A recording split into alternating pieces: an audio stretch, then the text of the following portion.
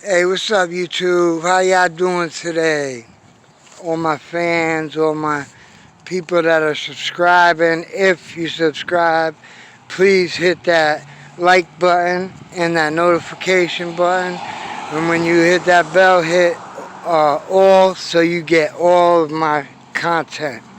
I am a brand new YouTuber. I'm not used to doing this. I'm very nervous, but I've done my share of prison time, time in institutions, foster care, and had a family that was pretty much all fucked up, you know. And I want to get into some stories and possibly have some subscribers or fans, whoever, come on to the platform here that I'm trying to create and explain their time in Department of Children and Families custody or in DOC, or just if you had a rough life, like shit's not always peaches and cream, and a lot of us have a lot of problems. I'm not on Def's channel or 1090 Jake or K Frog or Pino or Milk 74. I haven't even talked to none of them because, to be honest, none of them responded to any of my texts or requests or anything like that.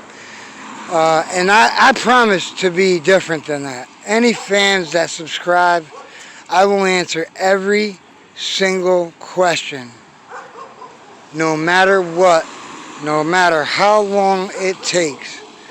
I will get to you, and I will send you something, some kind of message. I will read your stuff, and I will definitely get back to you. Now, we're in the midst of this COVID-19 thing here up in Connecticut. Again, red alert, you feel me? So, I'm just taking a walk around the block. As you can see, um, everything is just pretty much dead. Nobody's out. Everybody's in the house.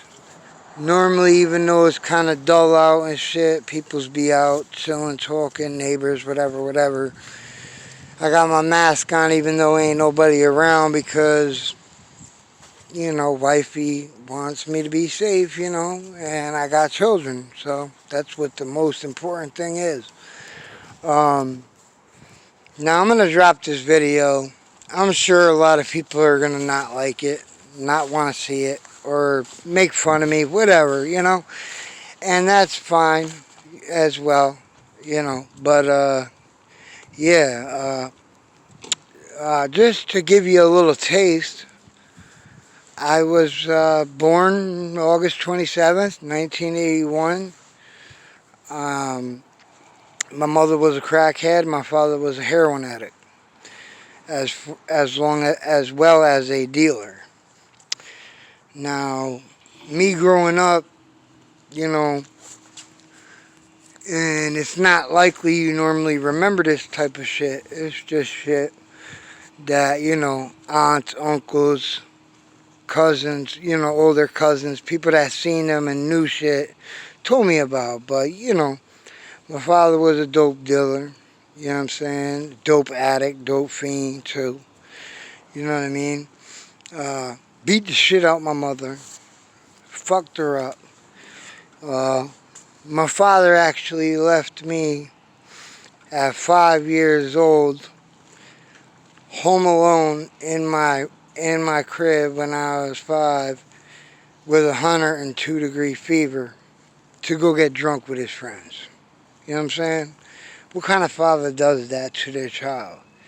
Now I got 5 of my own, and with my girl combined, we got 11. You know what I'm saying? That's a lot of children. And I would never, ever treat them the way that my parents treated me. You know, my mother was a crackhead. She was the most loving woman in the world. Don't get me wrong. She'd do anything for me.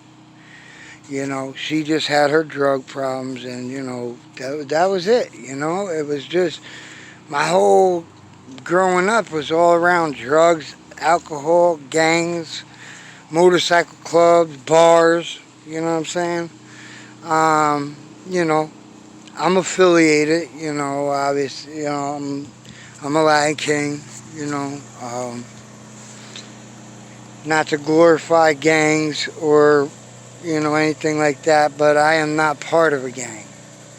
I am a part of an organization that is built to lift up my oppressed brothers and sisters, to help them, to make them move forward, not to put them in prison, not to have them out there selling drugs, to have them go to school, get good jobs, be judges, be cops, be lawyers, so that when one of your brothers does get in trouble for something, that God forbid, you know, another brother may not be on that level of kingism that you're on.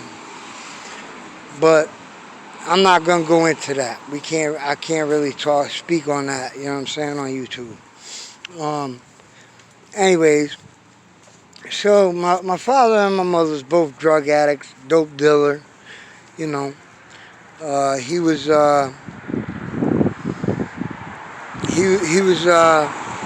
real piece of shit, to be honest. I mean, the nigga didn't never come see me. I just remember being tied in my room for that fever, and he went down to the bar to get with his boys. You feel me? And he wanted to go party. You know what I'm saying? He was young. He thought it was whatever. I had a fever. He locked me in the door, put the wire around the door, so if I got out the crib, I couldn't get out. You know what I'm saying? My mom's came home to me crying. You know. And as she hugged me and held me and told me everything was going to be okay, and, you know, tried to soothe me, brought me to my grandmother's house across the street, and she left. And I said, "Mommy, where are you going?" And it's crazy, at 5 I remember this vividly like yesterday. But I was like, "Mom, where are you going?" She said, "Don't worry, honey, I'll be right back." All of a sudden, I'm hearing a bunch of screaming outside. And I look out the window, and I see my father fighting with my mother, yelling, screaming, whatever. She slapped him in the face. And I remember him picking her up and body slamming her in the middle of the street while she was 8 months pregnant with my little brother. Now that's trauma. That's PTSD. That fucks with me to this day. You know what I'm saying? At that point, they split up. My mother got away from him, thank God. You know, but she went through more of her own trials and tribulations through life. You know, having, you know, us growing up in the projects, me being the only white boy around, you know what I'm saying? It was a little tough, but you know what I'm saying? I held my own, and I'm accepted everywhere I go, you feel me? But, you know, I'm not trying to be tough. I just want to talk to people, see how everybody is, help the kids that I can, give a voice to the people that have been in the system, been in DCF, Department of Children and Families, you know, whatever you call it in your state, where they take your kids when 90% of the kids that are taken from parents and people that really love their children. Not from the ones that are really keeping their kids in fucking cages. Excuse my language, I apologize. Keeping their kids in cages and treating them like dogs, you know? Those are the people that get by. The people that don't get by are the people that love their kids, you know what I'm saying? and their kid gets hurt somehow, you didn't see it, or whatever the fuck happened. I had a friend not too long ago, their child got hurt at the house, and they just so happened to be in the kitchen making dinner, and the kid, must have fell off the couch or something. And they, of course, as good parents, brought their child right to the hospital. You feel me? That's what a good parent would do. If you agree, let me know. She brought the child to the hospital, and about an hour and a half later, a police officer and a state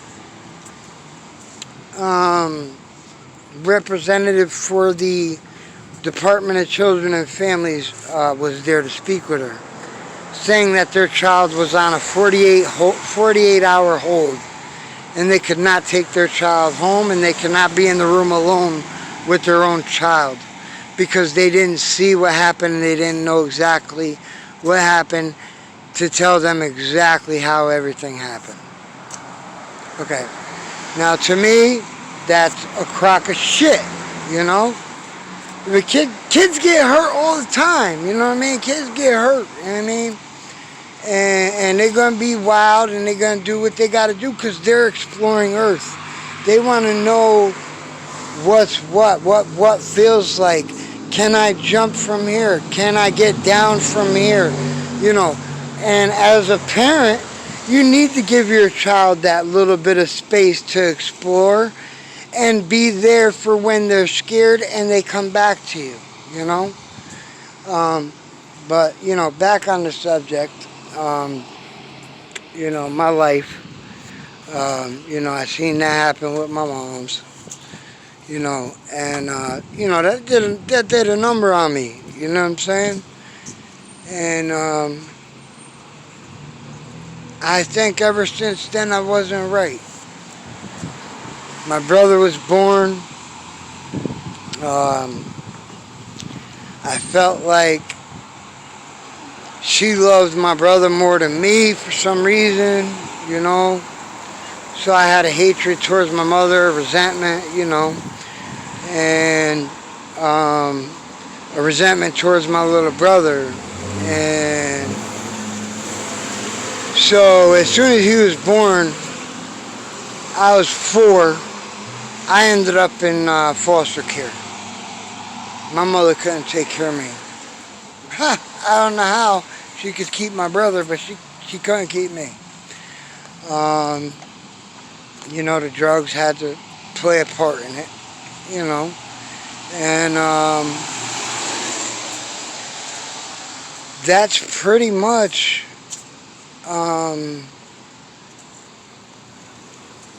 all I can say about that. But I ended up so much rage inside me that I hated everybody. I hated everyone. Biggest chip on my shoulder in the world. Waiting for anybody to test me. And I was fighting with you. And I'm only 8, 9 years old, and I'm fighting like, why am I so angry at 9 years old? A kid shouldn't be that way. But then I'm in a residential program. They think that helps children out, Now, in all reality, a residential institution is exactly like a detention or a prison, except the doors aren't locked. You feel me? Your whole day is programmed. You get up at this time, you shower at this time, you eat at this time, you go to school at this time, you do your chores at this time, you do your clothes this day. You can get video games if you get this or that, points, whatever. And then you got, people like me and other kids that was just bad. You know what I'm saying? And, what happens in prison? Same thing happens in a residential. You throw a kid in there that, say he's a good kid, man. Say he's going the right way. He loves life. He's doing all this stuff, and he makes one little mistake, and he ends up paying for it by going into a residential system or prison, or jail, not prison, or jail. Now, during the time they're in that place, they are going to, one, break, be scared to death, and never want to do anything they did ever again. And they're going to turn their life around 300 or 180 degrees. Not 360, because that's turning right back to what you was. But, yeah, a 180 degrees turn. So, then you got the other children, that don't mind, they can get through it, but, they don't want to go back. Then you got the people like me. I spent from 3 to 5 in a foster home. I spent 8 to 10 in a residential program. Learned nothing but bad behaviors from all the other bad kids. You know what I'm saying? Same thing as jail. And, I got worse. I didn't get any better. Shit didn't help me. You know what I mean? Like, the state think they helping you by putting you in them places. You ain't doing nothing but learning how to do more bad shit a better way to still get caught someday. You feel me? You're gonna end up with them hands. You're gonna end up with them hands in a setup and a bedroll. You feel me? But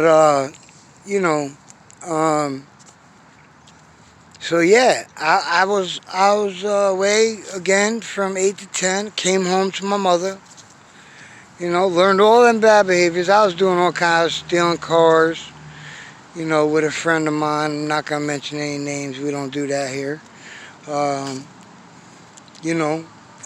Robbing people. Never stole, no larceny, never did none of that sneak thief shit. I'm not into that. But, I was horrible, 10 to 12. My father died when I was 12. Once he died, I didn't even cry, because I really didn't know him. You know what I'm saying? He was just, I knew stuff about him. I knew who he was. I knew his name. I knew where he lived. I knew what he did, what he was about. You know what I'm saying? And then he got turned out. Lost everything, man. Turned into the biggest drug addict I've ever known, man. And ruined everything. So I didn't see him till I was 12 when I heard he contracted HIV by shooting needles. I spent a little bit of time with him and then he died. Didn't cry, of course, just like that. Like, I feel like that DMX song, Slippin', that describes my whole life in a nutshell. Anybody knows that song, DMX Slippin', throw that shit on, that's my life. Pretty much in a nutshell, you know what I mean? And I did nothing but got worse. My father died. I left the house all the time, didn't listen to my mother. I put a cigarette out on my brother's neck, threw a knife at the back of his leg, got it caught in his leg. So they took me away again, detention. Went to detention. Willie Ave Detention Center, New Haven, Connecticut, Sweet 30 days, sweet 30 days, you get them blueberry muffins, you get that, movie night, all that shit. It ain't shit, you know what I'm saying? Don't prepare you for when you're 16 and you hit the adults, you know what I'm saying? But lucky me, my 16th birthday, I was transferred to the adults from the minors. and given an adult number. Now, that was a scary day for me. You know, all I heard was rape and, you know, people are going to try to rob you. You're white, you're a minority, this and that. So I was scared to death. Scared to death. And as they gave me my number, processed me, stripped me out, had me squat, cough, all that other degrading shit that they, stuff that they do, sorry for the language, trying to keep it so where, you know, a younger crowd can also watch. It's getting dark as I'm speaking, so I'm going to end this right now. I'm going to shoot some more videos out. We're ending off right now. I am 16 years old and I just got my adult numbers in Connecticut. I've got numbers in all different states, but in Connecticut, 266-719. Got my number in 1997. I hope to get subscribers. I hope you guys like the content that I bring. And I'm really going to give this a shot because my life depends on it. My family's life depends on it. And I got a lot to say. You know, I've been through a lot. I can help a lot of people. So thank you for listening, watching. Please hit the like and subscribe. Tap the bell notification button and hit all so you get all my videos at all times. And stay blessed. Stay blessed. And, you know, stay real to your heart. This Henny CT. I'm out.